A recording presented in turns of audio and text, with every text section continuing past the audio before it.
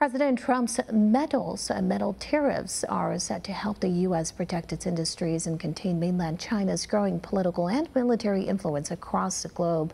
One America's Kristian Rouz looks into this matter. China warns the U.S. against what it sees as starting a trade war, as such a scenario bears major risks to the export-driven Chinese economy. Officials in Beijing held several high-profile meetings ahead of President Trump's announcement on steel and aluminum tariffs expected today. The tariffs are seen as beneficial for the U.S. economy, labor market and industrial output, but could disrupt international trade and exacerbate the vulnerability of export-reliant economies. I think on the steel and aluminum tariffs, we're trying to balance protecting these industries, which are very important, with making sure that we don't do undue harm to the economy. We're not looking to get into trade wars. We are looking to make sure that U.S. companies can compete fairly around the world. The Trump administration said several countries might be exempt from the tariffs, which is set to alleviate some concern amongst key U.S. allies. Previously, the Defense Department advocated for the tariffs to be targeted against specific countries involved in malicious trade practices and posing threat to U.S. national interest overseas, primarily China. However, President Trump is leaning toward imposing global tariffs of 25% on steel imports and 10% on aluminium. Treasury Secretary Steven Mnuchin stressed there is a mechanism to exempt certain countries from the tariffs, which, if applied to U.S. allies in the Asia-Pacific region, could strengthen U.S. presence in this key region and contain China's growing ambitions. Donald Trump does not want to start a trade war.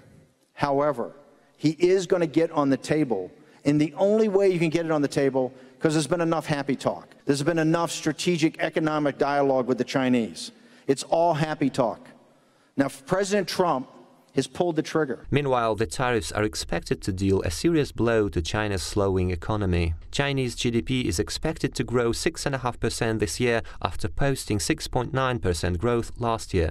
The economic slowdown calls into question China's practice of buying political influence overseas through investment, known as yuan diplomacy, and could limit Beijing's global influence. This is the main reason why mainland China is so concerned with the U.S. slapping trade limitations on one of its key exports, industrial metals. I would like to say that history has taught us that trade wars are never the solution. In a globalized world, choosing a trade war is the wrong prescription. As a result, it will only hurt both sides, and China will surely make a justified and necessary response.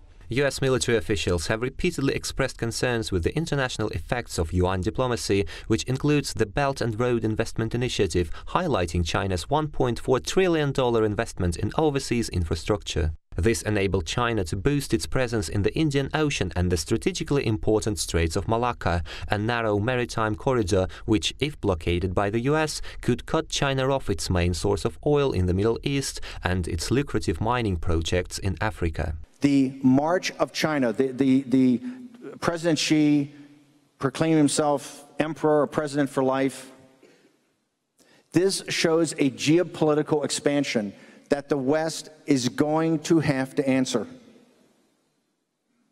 And we can answer it far short of war.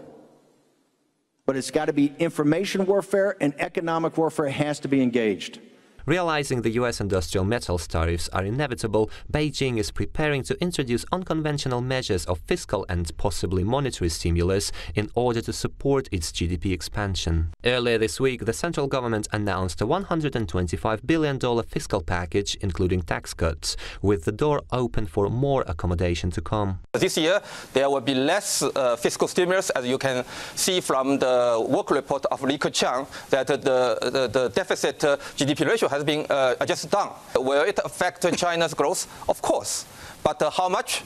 I think the government has said 6.5%, left or right? I mean, about 65%. Treasury Secretary Mnuchin says the tariffs are not detrimental to his department's economic outlook projections for this year and beyond, whilst the expected growth in domestic manufacturing could further boost U.S. GDP. In a separate statement, the White House confirmed key U.S. allies could be exempt from tariffs on a case-by-case and country-by-country basis.